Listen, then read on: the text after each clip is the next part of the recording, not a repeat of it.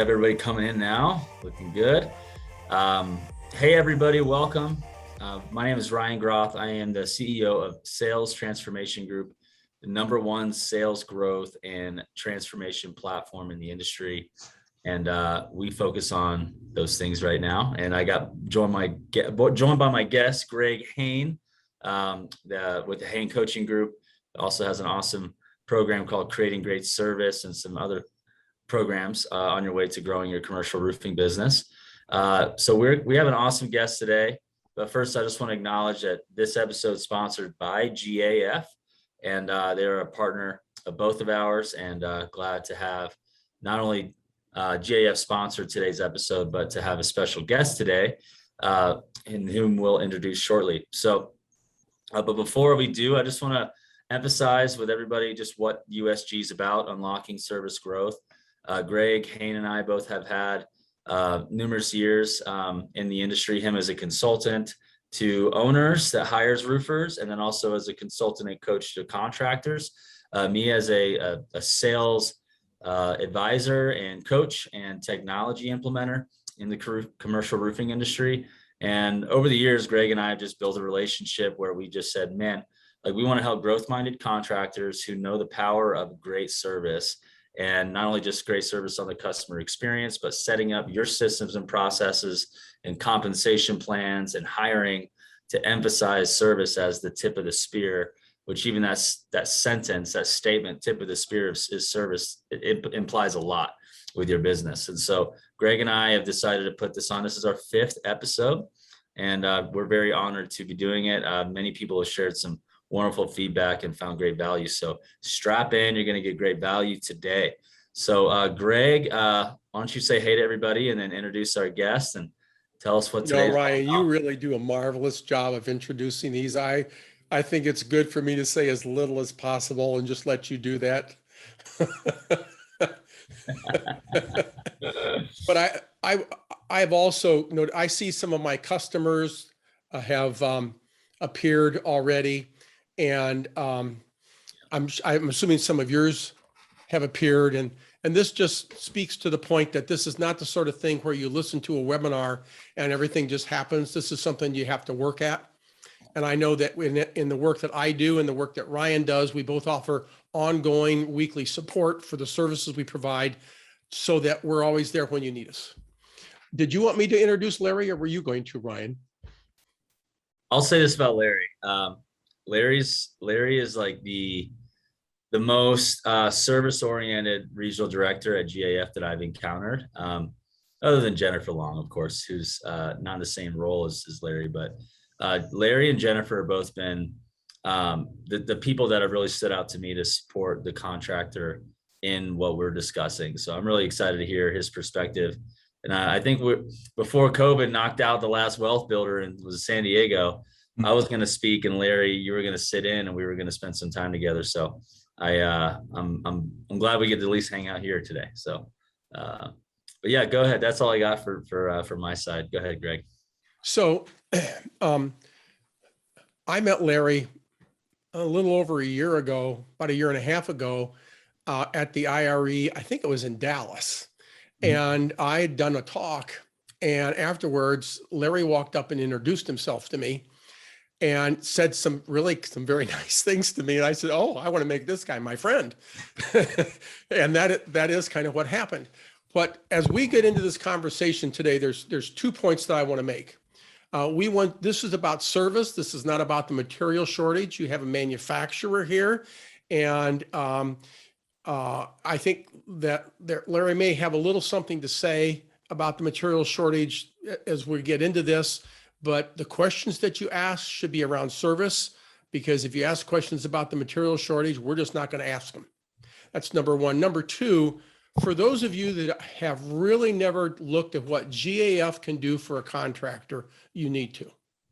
GAF has not just a robust, they have a phenomenal system of contractor support to help both residential and commercial contractors grow their businesses. I've done webinars for them. They post them online. People can access them. It's phenomenal. And I had a major roofing system manufacturer who I cannot cannot mention by name. I don't think that's appropriate, but they said to me, oh yeah, what GAF does is wonderful. It'll take us 10 years to catch up. So for those of you that have not looked at what GAF can provide to you, besides just roofing products, they can help you with your business. 100%. Ryan, why don't you Yeah, start with, yeah. go ahead. Yeah, I was gonna say it's same. I'll echo that. Like other manufacturers, there's just not that many, and GAF I think leads the pack with innovating the contractor program to add that value as a business consultant, as a provider of materials, and it's great. It's great what you guys are doing. So let's jump into some good stuff. Yeah. Greg, I thought you were gonna start and ask the first question. I can ask questions. You leave with the question. No, that's fine. That's fine. No problem. So, Larry, so this is very impromptu, very spontaneous, as you're kind of noticing, right? So when you have worked in industry as a contractor, I know, and you have worked now in the manufacturing side, and what do you see that holds most contractors back the most in terms of integrating a service department into the big picture of their company? What holds them back? Well, that's a great question. First, I just want to tell you both, thanks for having me on. And wow, I wish when I started as a contractor, I had met individuals like yourself to give me a roadmap to learn how to do this, because I did a lot of it just trial and error, more error as I tried different things. And what's interesting to me is that I see a lot of contractors that make the realization that we have to do service. That's easy. They go, we need to do maintenance. And so they make that decision, and then they get stuck and they think, what comes first? Well, I got to buy trucks. I got to do this. I got to have the system. I need to buy the software, right? They don't know where to start. And so they kind of get paralyzed, or they agonize over making the decision of how do I start. And I have found, or at least the way that I started is making the sale first was the way to start. And I started by adding the option for the maintenance on a contract and putting in front of the client to buy it. And I had none of the system or the process or the truck or maybe even the repair person really set up. I got a yes from a client that said, I want you to come and do this. And so I had not made the decision. The only decision I made was I need to sell this, and I'm going to go out and sell it to somebody today. And so I've watched very smart contractors, very capable, much more capable than myself, get paralyzed for a year, maybe two, and not sell a single repair or maintenance contract because they can't decide how to start. That's what I've noticed, which is funny. So you're saying that you can't build a service department with software and trucks, that there needs to be something else? It has to be a sale. Yeah. Okay, so it needs to start with the sale, and they don't seem to understand that. And by the way, when you say struggle for a year or two, I see contractors that have struggled for 10 years with this. Wow. Yeah, they just don't get it. All right, so now I know that you've been very successful selling on the contractor side, because we've talked about that a little bit. So when it comes to selling service, what do you see the mistakes? What mistakes do you see people making? What are they doing wrong? I think they get stuck on like, how do I write this contract? How do I word it? And they get caught up in the details a little bit too much, which I think the details can get refined over time. And so in the beginning, it can be pretty rough. You know, it could be wrong, I think, at first. I think the first part of it needs to be, and there was two ways that I sold service. And the first one was, if somebody called us for a leak repair, we went out to address that acute problem that they had, which was that leak. And so we would write a short narrative that, to put it very simply, fix this leak. which was obviously much more descriptive than that. And then part 2 was option. And so I'd write an option to come and clean out scuppers, remove pine straw from the drain, top off pitch pans, seal this, whatever that was, once a quarter, biannual, whatever, and a checkbox and a price, without even having a discussion with the owner. And just at the time, this is going to date how old that I am, I'll fax that over to the using facsimile. There may be people on the call that don't even know what that term means, but this was pre-email. Fax it over, mail it over to the client, and they would, without even discussing with me, check that box and send it back to me. So I sold the repair that they called us about, but we also sold a maintenance contract. And so that was the first way that we did it. And I didn't need anybody to tell me how to write the contract. All I needed to do was put my pen to the paper and offer it. I didn't even know how to, I didn't need to be told or know how to talk through it with the client, because I didn't talk it through with the client. I just put it on the paper and sent it to them. They understood it intuitively what I meant. That meant that I was going to come to their property a few times a year and do these things that I just talked about. And they wanted me to do that. I'm looking after their property. And so I sold one and it came back to me. I thought, oh, wow, that was pretty easy. And I put it in a calendar and we sent a repair person and he did that, the acute repair that they called me about. And then we did the other repair, and then one turned into 2, and then 2 turned into 3. And then we did another way, which is we solicited in a cold calling method, which was more of a warm calling method. And I'll maybe describe that here later if you want me to. So make a distinction between warm call and cold call as you think of it. So cold calling, I think anybody is just calling randomly property owners. So the way that, so my boss, we were trying to build out a commercial repair division, maintenance and service division. And he said, go out into the Tulsa area, which Ryan is very familiar with. That's where he went to college. And he said, when you look at these commercial buildings on the street corner or on the building, there will be a sign for the property management company or the leasing agency that's probably going to point you either directly or indirectly to the people that are making the decision for the building and the repairs and maintenance on that building.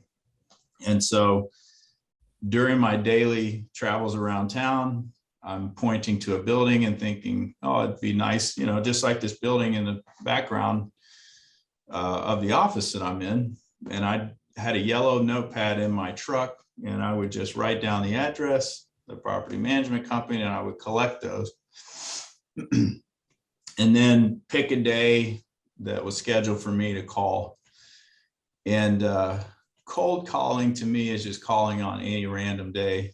Warm calling, and this happened by accident, was the best time for me to call was on a rainy day, because I couldn't do estimates on a rainy day, but it also happened to be the best time to call because those buildings were leaking. So it became a warm call. And what I found out in making those phone calls is every one of those buildings already has a roofer. And I didn't realize that at the time, but they all have a roofer. Some of them have 2 roofers. And what I was trying to discern was, are they happy with the roofer that they have? And many of them would dismiss me right away. And so I understood immediately that they're happy with the roofer that they have. Many of them are very unhappy with the roofer that they have. And they would answer that call with, expletives. And he's been here 5 times trying to fix this leak. So that was what, to me, is a warm call. And what worked out the best was if I had that list and it had been raining all night, heavy, and maybe was still raining in the morning, and all of those folks just showed up to the office their voicemail box was full of tenants that just showed up to those offices with water on the desk. And so the emotions are very high, and I'm calling at the right time. And so, that was a warm call for me. Cool. So I'm curious, after you started building up your service division, what did that do in terms of projects? So perfect. So the leak, to me, it opens the door for the re-roof. And so that's really, if I had to do this all over again, and you were saying, hey, how would you do it if you were going to start a roofing company? I would do the commercial game, starting with the leak repair. That's it. And the leaks are going to lead me to the re-roofs. And so I'm the guy or the lady that is on the roof. I'm going to find the leak. We're going to repair it. And then I'm coming every quarter, biannual, whatever the frequency is, to do the inspection. We're looking after the roof. We're putting our name in front of them all the time. And then I'm going to give them a report as far as what we think the longevity of the existing system is. And then we're going to do budgeting, and then help them do some capital planning to help them plan, for the future, and get them prepared to spend on the re-roof. And if I've done that correctly, and we've showed up when we said we would, and then there's only one logical choice for who gets to do the re-roof, they're probably going to ask me. Let's say that they're required to get 3 bids when it becomes re-roof time. They're going to ask me who the other 2 bidders are. And so I'm going to stack the deck in my favor for that process. And it's just a formality when the bidding process comes. Occasionally I may not win that, but that's going to be rare. So in the excuse me, in the advertising that Ryan prepared and sent out for this particular podcast, he talked about how the roofers that are listening in would have an opportunity to find out from you how they, as roofers, can build relationships with a major manufacturer to get more referral work. Mm. And I'm curious to know what the answer to that is too. That's a good question. More referral work from the manufacturer. How do you decide? I mean, like a simple, so I realize that you're a manager, so that you're not necessarily dealing, but if you got a sales guy or sales gal and they get a lead, how do they decide who to give it to?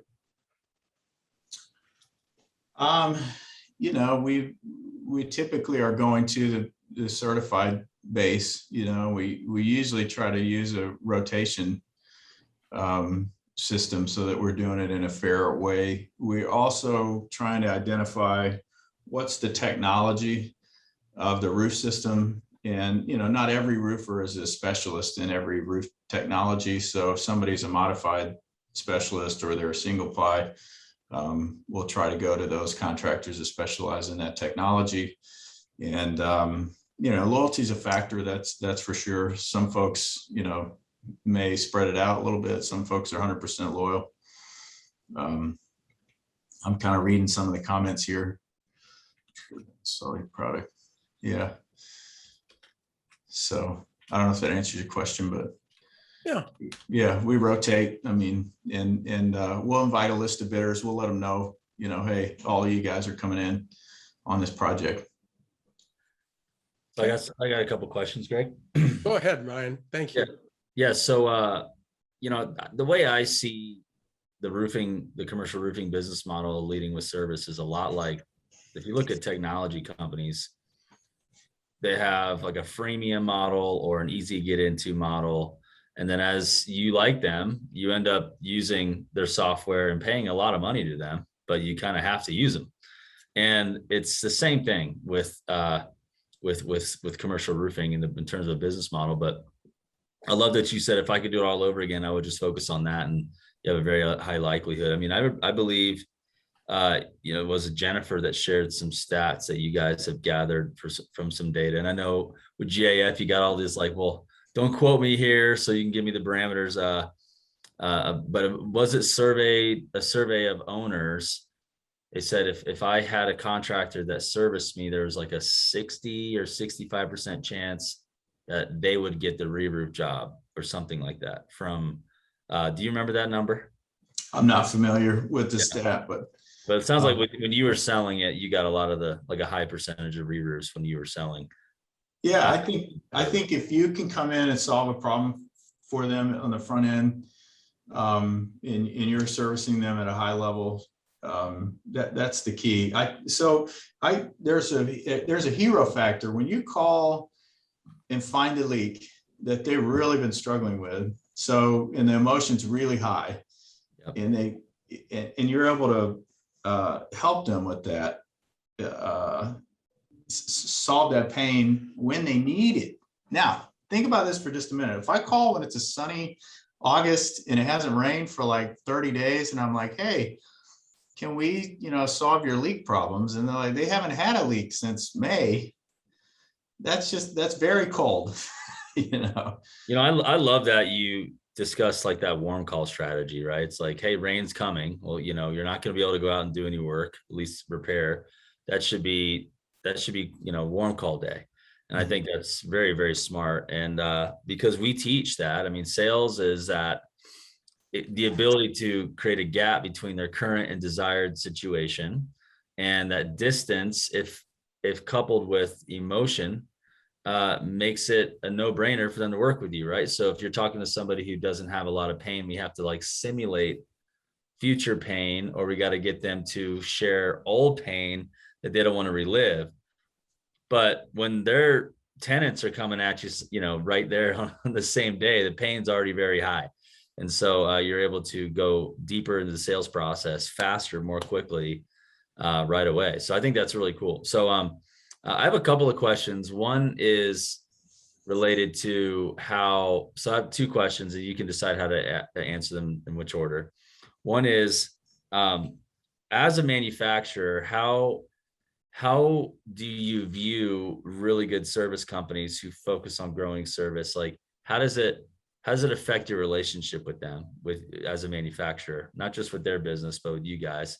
And it may just be an easy answer. You just feel like they buy more material from us. I don't know, they get more leads. But I'd like to just hear that directly from you. And then the next one is, you're in one of the the biggest hail markets, specifically in the country, right? In Dallas. And so I know that the Dallas market on the homeowner side is conditioned because of hail to like, the roofers are going to not pay their deductible and basically give them a free window while they're at it. I mean, there's a whole lot of stuff that goes down.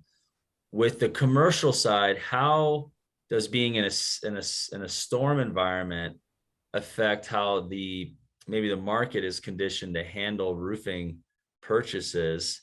And does having a service department impact that positively in any way?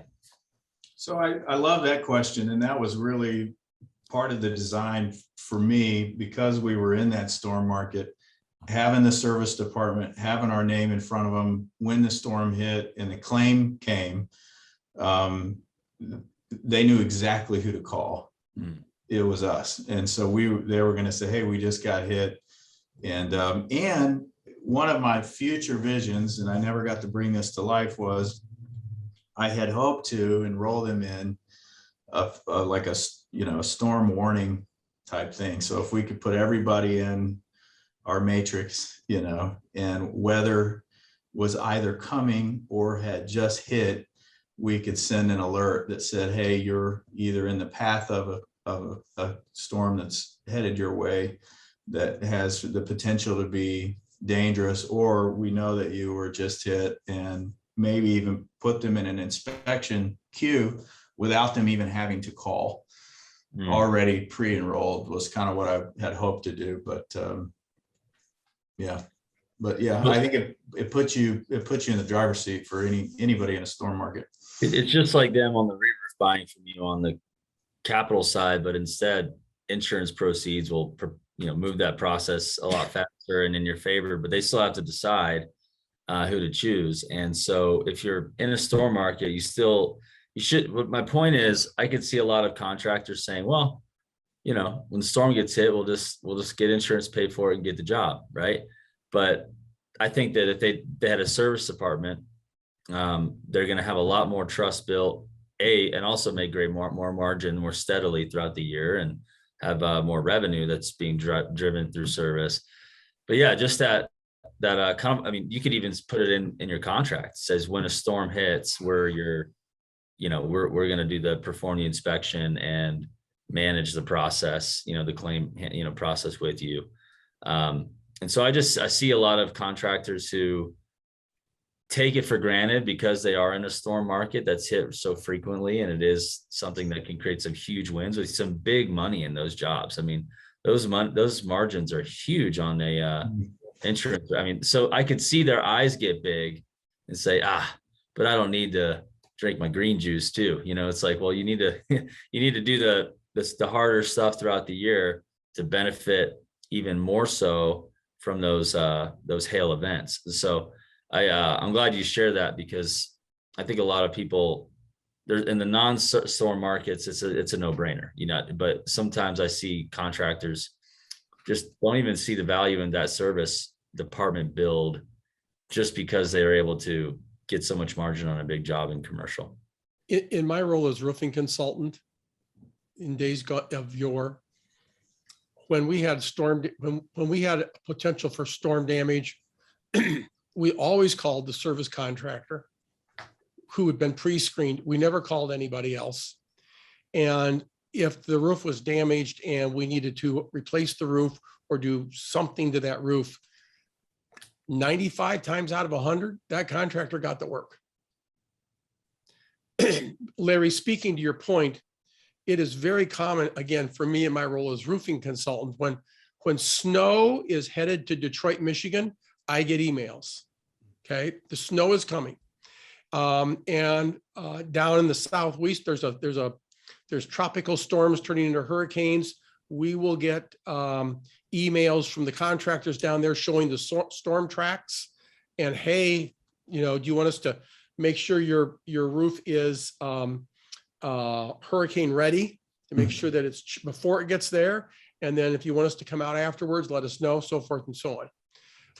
So that's going on. Also, there are many of the people that may be listening to this are familiar with the hail reporting services that contractors use, but there's also a hail reporting service that's more designed for owners. It's called Hail Alerts. It's based in Dallas, by the way. And so we used to take as consultants, and it was precise enough that we would give it a building address, and it would tell us how big the hail was that hit the building. And so we're not doing mass canvassing. I've got somebody that's got 5 shopping centers in the Dallas area. We put those buildings on that, and when hail goes through, we know exactly which ones got hit and by how big the hail was. So there's versions of that out there now. Yeah, I wished I could take that technology that exists now, overlay it with my customer list, and then push out via text, the alert that's a warning, like, hey, you may be in the path. That's just one more touch point, a marketing touch point, that just sort of a safety warning, be weather prepared. And then one right after, if they were in a path, that says, we do know that you were affected, and then had a link to push to get in the queue of an inspection on the calendar, and they accept an appointment automatically. Like, that was sort of my vision. I wish that we could have done, and without them having to call me, they're already in there. We did it. We took care of it for you. And that would be, say, a disaster preparedness part of your maintenance and service agreement. And I wouldn't so much market it as, you're signing a contract for us to work the claim for you. You're signing a contract to have a disaster prepared plan for your property. And we're going to help you with that. And then, naturally the progression is that we, if you do end up having damage, then we're going to help you, work the claim and do all of that. But yeah. So we have a couple questions that have come in, but for those of you that are listening in, if you want to type questions into the Q&A box or into the chat box, we'll start directing some of those to Larry. Ryan, did you have anything else you wanted to ask Larry? Mike had the same question I had, was what hair product are you using? Just kidding. I want to stop for a minute and address that. When you're, the age that I'm at, and Ryan and I talked about this earlier. I'm losing my hair. I think there's one gentleman on this podcast that knows that there was a lot more there 10 years ago than there is today. And so, man, you get the blow dryer, you get the product, and you really get it puffed up there and make it look more than it is. So it's looking good. Hey, I got a question before Greg maybe fields a couple from here. Go ahead. So I'm pretty adamant on helping contractors build their sales team, and specifically with commercial, we have a process and things like that. But I think that I'd be interested to hear your perspective on what would you say is the profile or the type of like salesperson you would want, the temperament or the age, the stage of life, like who have you found the type of salesperson really perform well? I'm not talking like average. I'm saying like you've seen commercial sales reps perhaps around Dallas or other parts of the country. You were one. How would you describe like the qualities of a really high performing like commercial account manager, sales representative for a company who could build a lot of relationships and land a lot of repair work, maintenance work, and re-roof work? That's such a great question. I have to go back to just my own personal experience. I started in sales. I was 21 years old. I think I looked like I was 12. And I felt like I was in a sea of estimators that, sort of looked like Greg Hain. They had, little salt and pepper hair, kind of had the sexier seasoned voice. And, I just felt like I was outclassed, by other estimators and salespeople. And so I was really grasping for what are those things that I can control that will differentiate me from the other guy. And so I really focused in on the small things, like my response time. Can I get up earlier in the morning? And so I have been one that I really have never believed that there's magic beans in sales, like that slick sales thing. Like I feel like the term, he's a great salesman is sort of a mythical thing that's silly to me. I've really believed in grit, the small things like getting up early. Same thing like with athletes that put in the time that you don't see in the off season, and they're just putting in the hard work. And then a big thing that I teach our guys here is speed and response. I feel like urgency with returning emails and phone calls, and just acknowledging, like if my client calls me and I can't talk to them right away, I just want to acknowledge that they emailed me. Hey, I got this. I saw that you asked me the question. I can't get with you right away, but I'm going to get on that. And then giving them a deadline and me a deadline to answer the question is a big deal. And I think in today's society, that becomes increasingly important. And I talk about this in another class that I am privileged to teach at GAF. And there's been a study done by a company called Velocify, who I think they sell leads to the mortgage industry. And they did a study to try to figure out what was the number one factor in closing those leads. And it was speed and response was the number one factor. And I believe that that's really true. And when people feel like they're taken care of, it's like somebody that's on top of them, communicating with them all the time, almost to the point of too much. And then contrast that with just dead airspace. Like, well, I called the guy and I haven't heard from them and I sort of don't know what's going on. But when you're constantly being fed communication. And then I think that communication needs to come in the form that you prefer it to be in. You may not be available on the phone, Ryan, all the time, but you might like text. And so if you told me that early on, hey, if you text me, that's great. And I'm feeding you those texts all the time, I think that's fantastic. So if I understand from you how you like to listen, and then I'm giving you that constantly, I sort of think that's the recipe. And then grit. And then I'm old school. Like I'm up early. That's it. And maybe even a little night. I know Greg does this. Greg, you guys, you're texting and email me on Sunday. I mean, that's sort of what it takes. So I know that's a long answer and maybe oversimplified, but that's what I believe in. Yeah. So just kind of seeing the industry be more professional. It's not like, oh, you got a deep, velvety voice, or you got a nice looking coat that you wear. And, it's more about availability, discipline, grit, serving people, and, being consistent and responsive. I like that, what you said about that. I mean, I'll admit, when somebody emails me and it's just like it feels like it's like, it's a lot, a long email, and you're like, it's going to take me a second. I got to be at my computer. I got to respond to that. Greg probably gets irritated because he's so fast at responding to my emails, but then I take a long time to respond to his. And so I've gotten into Voxer, where I just say Vox me. So we could just walkie-talkie. I could talk with some of my customers and my teammates. And, but anyway, it's funny. There's like 18 ways to communicate these days. You could Facebook message, LinkedIn voice memo, you could Slack, you can text, you can email, you could get on the phone, you can Zoom meet, you can meet in person. There's so many, but those are some really good tips. I want to jump in here on this topic, if I may, Ryan. Yeah. So I agree completely with Larry, because you saw me doing this on this speed of urgency.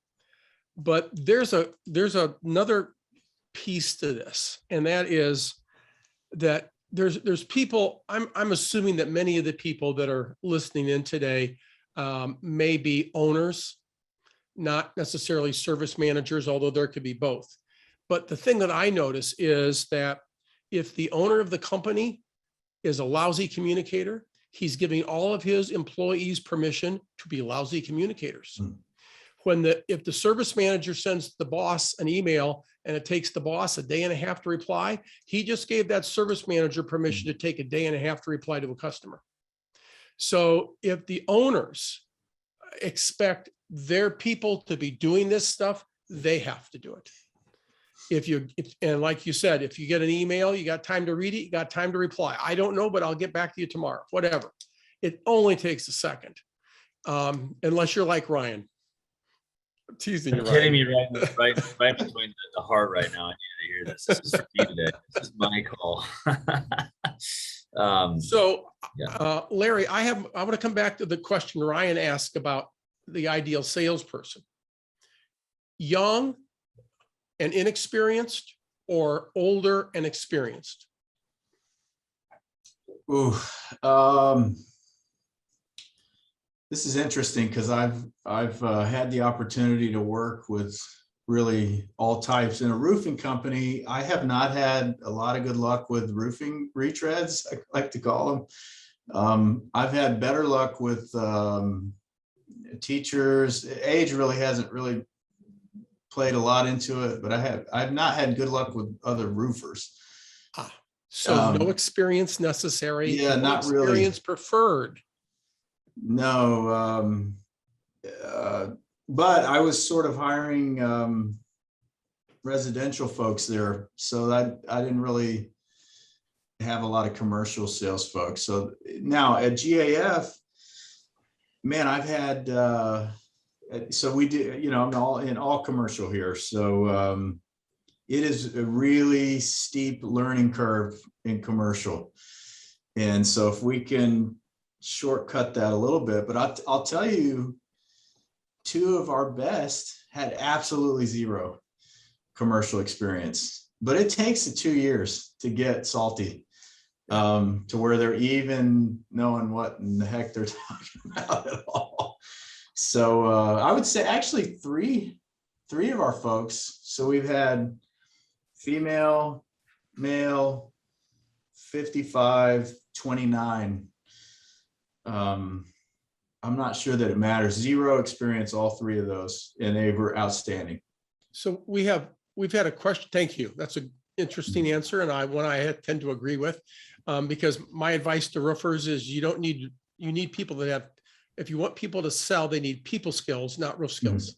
Yeah. We have a question that came in from Kirby about email sequences, and the question was how about email sequences for customers that are on service agreements? Is messaging those people once a week too frequently?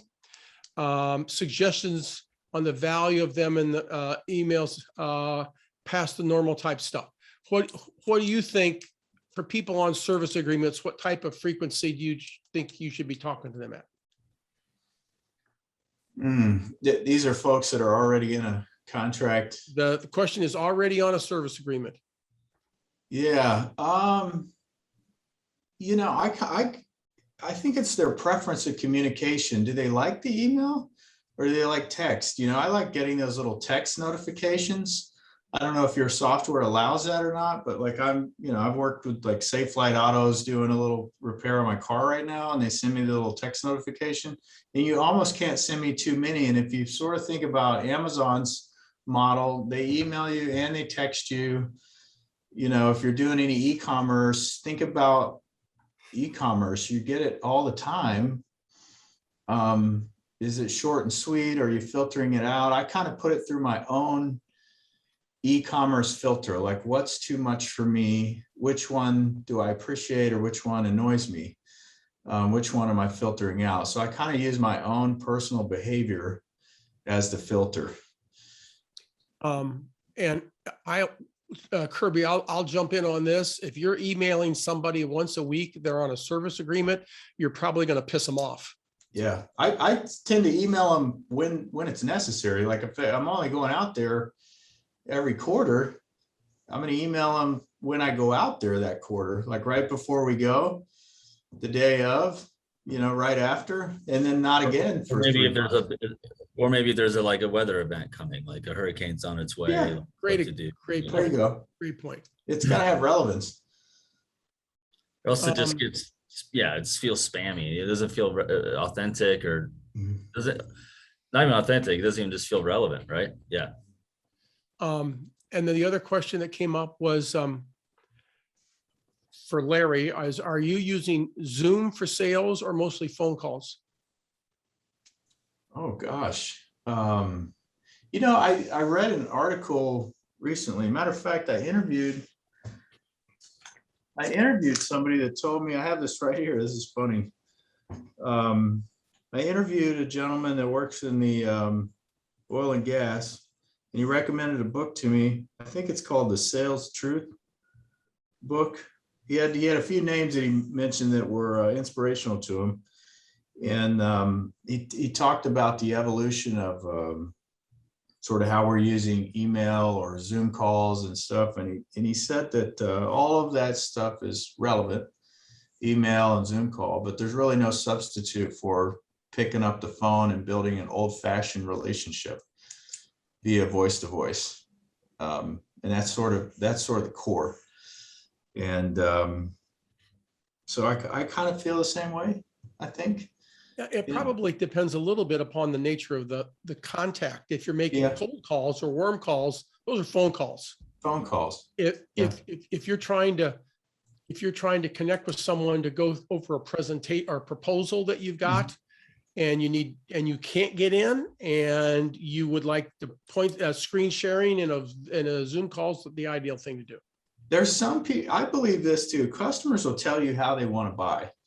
And if I'm really short on time, like let's say I've got calls all day and I've sort of already indicated to you that I want to buy from you, and I tell you, hey, email me the proposal, I may be sort of indicating to you that I have no objection to buying from you. If you email me the thing, I'm going to sign it. I can read, you know, the narrative, unless there's something really complex in there that you need to explain to me. And in that case, write that in the email. I'll let you know if we need to get on a Zoom call for you to explain it to me, but chances are I may just sign that thing and send it back, especially if you put DocuSign in there. I like that. I like all kinds of technology conveniences that save me time. If I've already called you, we're already interacting. If you've got a price in front of me, I'm not a shopper. I don't have time to shop. You've already been referred to me like this. You might be causing me a problem by making me do a lot of Zoom call and appointments with me. And, does that make sense to you guys? Sure. The process sometimes can become a hindrance to a purchase, is what I'm trying to say. And you've emphasized a couple of times the point that why don't you ask your customer how and when they'd like to be hearing from you? Yeah. And this falls into that. We've got another question here. The question is, so I'm going to have you put your roofer hat on, not your rep hat. Can you still remember how to do that? Yeah. All right, fine. So do you do physical presentations with your bid, like sample products and installation bullet points? Man, I love to do that if the customer will allow me. So I kind of like to go downstream of the way that they tell me they want to be presented to. Sometimes they don't have time for that. And so I always had a process. Okay. This is the way that my closing chances are higher. I know that if they'll meet with me, and I know that if they'll meet with me at my office, and I can do tactile, touchy feely, we can do this whole process, my closing chances are much, much higher. However, not everyone can do that. History has told me that I can also sell the roof without all that. My closing chances are lower. So there's a decision that a roofer has to make. Do you not present, or do you find a alternative way to present that you can do it via email and pack in as much in a digital presentation or virtual? Maybe you have 3 different ways that you do it. I kind of tend to want to understand from the customer, how can I do it in another way that's not in person, that I might also get to present? Maybe they still buy from me. I'm not sure. That's a very good answer. We got another question from Monica saying, again, put your roofer hat on. Do you charge for the maintenance agreement or only for the service work performed?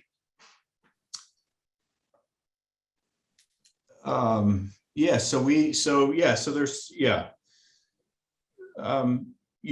charge every time we go out.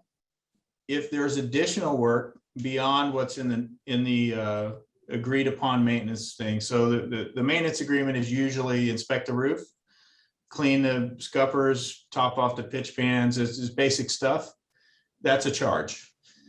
If there's work above and beyond that, we do a new estimate right there. And so then there's an additional charge. I think that was the question. Is that the way you proceed it? I think that addresses it. And Monica, I would add that what I see happening in the industry is the answer is it depends.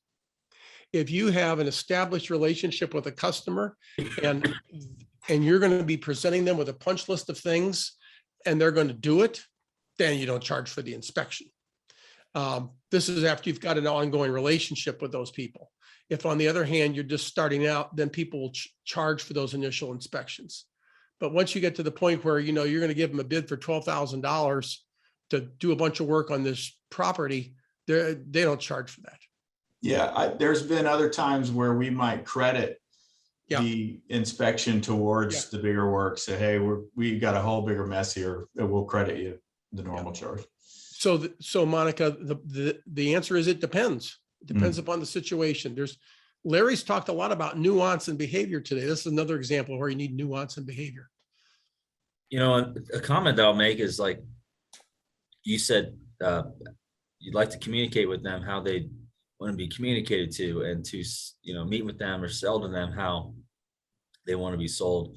And I think what that requires is salespeople having to ask versus, default to their modus, operandi, and just go right into what they want. I think I like to teach to have a desired process that you can control, but I think to ask and then to be adaptable and is really important, because I could see how some people would want to get frustrated. They would get frustrated if you're saying another Zoom meeting for another Zoom meeting when I don't need that. But I also will say that some companies who are not set up with salespeople like you were, like a salesperson, they're estimators, they'll just happily email everybody over, right? So I think, and that doesn't necessarily help their chances. So I think you got to have a sales team and salespeople who want to sell and would rather be in the same physical, room with somebody because they know there's a better chance, but with the flexibility to navigate it well and not go the other direction and just default to, I don't have that much time. Let me just get it off of my desk and clear my inbox and maybe you'll buy. So I think it's been really cool to have you on. I mean, you're a professional, you're a veteran, you've been on both sides of the business, huge advocate for service in the industry. And it's really cool to have you on. Maybe I could just we can wrap up with a question here. As we're all probably looking at that 10 minutes, 9 minutes before the next meeting kind of thing. We can wrap up here a couple of minutes early. What would you say if somebody who's, in it or on the fence with service, like you've been in the industry now from a manufacturer side, like just give some last boost of encouragement, to just continue to take action toward growing a service department and being purposeful about it. What would you direct somebody who's, I'm not sure if I'm just beginning or if I want to begin or I'm kind of just started and they want to grow and they're stuck? What were some words that you would say to them on their journey? Man, I think you don't have to have all the parts and pieces in place to begin. I think for anybody, they would surprise themselves by if you went out today and looked at a leak repair and wrote that estimate and then put an option for a maintenance agreement to come back and inspect that roof and look at the service side of the rooftop units, clean out the drains, whatever you think that inspection needs to be as an option, and just send that back, you might surprise yourself and accidentally sell it. And if you don't have a dedicated repair person, you don't need one. If you have a commercial sub, you could give them that work order and say, hey, go do this for me, So there's a million ways to start, and you don't have to have the map written today. Just make a sale and get started. And then the margins are just phenomenal. I wish I had met you, both of you, and I listened to Greg's talk at the IRE a couple of years ago, and I was just floored. I was like, man, what a beautiful roadmap, for doing this. I wish I had known that 20 years ago, when I did it. And then the other thing I'll say is that, everything that I have learned to do, I got from having a great mentor, teacher at the roofing company that I started as. A tremendous individual named Jim Lane at A-Best Roofing in Tulsa. Just was like a father figure to me and taught me everything that I knew about roofing. And then also he allowed me to make mistakes, and I made a lot of them. And so I'd love to tell you that everything that I got some brilliant mind or whatever, he allowed me to screw up. We did a lot. And I probably, well, I won't tell you all the different commercial roofing mistakes that I made. Greg will probably fire me as a friend, but we did a lot of things wrong in the beginning. And then eventually, we learned to do it right. But you just got to jump out there and start. And then another thing I'd say is I really believe in is a sense of community amongst roofers. And I think residential guys really should find a professional commercial roofer to become a partner with. And so residential contractors, I don't think if you want to get into the commercial business, you don't need to learn commercial roofing. You should find a commercial roofing company that's already good at it, become partners with them. And so you can sell your commercial roof, sub it to the guy that has the insurance, that knows how to do it, let them perform it. and make a percentage off of that. That's an easy way to get into that business without staining an owner's building, staining your reputation, staining the industry. There's a way to do it that way. And I think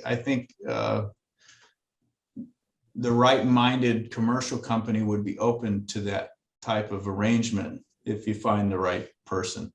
And probably a manufacturer's rep might be able to connect you with those companies, because it's tough to learn everything you need to know if you're a residential guy. But I love that feedback, and somehow we managed to get through this entire thing without someone saying anything about the material shortage to you. And so I think that what we'll acknowledge is, people who have a great service department are grateful and that they're selling service now, because they can extend the life of the roof and keep a relationship going and still help alleviate some pain as long as possible. And so I just wanted to drop that in at the end because, yeah, it's really good having you on, Larry. You have anything for us, Greg, to wrap up? I just want to remind everybody that if you're not engaged with GAF, you need to really check out their educational opportunities, because it's not just about getting the roof on, it's about all the other stuff, the business stuff that they can help you with.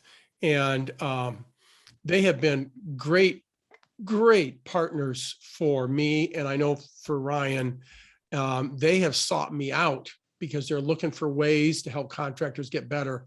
And it's foolish if you're a commercial contractor to not take advantage of that if you possibly can.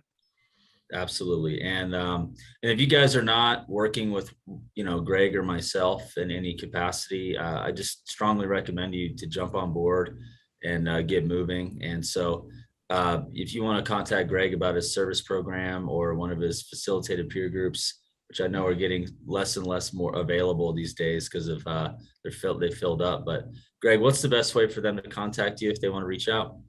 The best way is just to reach out on the HainCoachingGroup.com website and schedule a strategy session with me. There's options there. If you're interested in the peer group, you can go here. If you're interested in the Creating Great Service training program, you can go someplace else, so forth. Awesome. Oh, we also have a new program called Ask Greg About Service. So you can go to askgregaboutservice.com and ask questions and I'll answer them. And on the better ones, we're going to put on YouTube. So Awesome. It'll be fun. Super cool. Yeah. And if you want to connect with us about our sales program, which is really solid for those wanting to grow in commercial with an emphasis on service. We touch a ton of that training and on our online platform and group coaching. It's been super fun. You can go to salestransformationgroup.com and schedule a 15-minute call. Tell us about what's going on. We'll walk you through a strategy session after that, and then welcome and invite you on to be a part of what we're doing. So we're really grateful you came on, Larry. So some great insights, and you're a real pro. A lot of respect for what you've done in your career, and thanks for supporting us on this show today. Thank you. You're both very kind, and I appreciate the privilege to be on with you both. All right. You're welcome. See you guys. Bye, everybody. Bye, everybody. Thank you.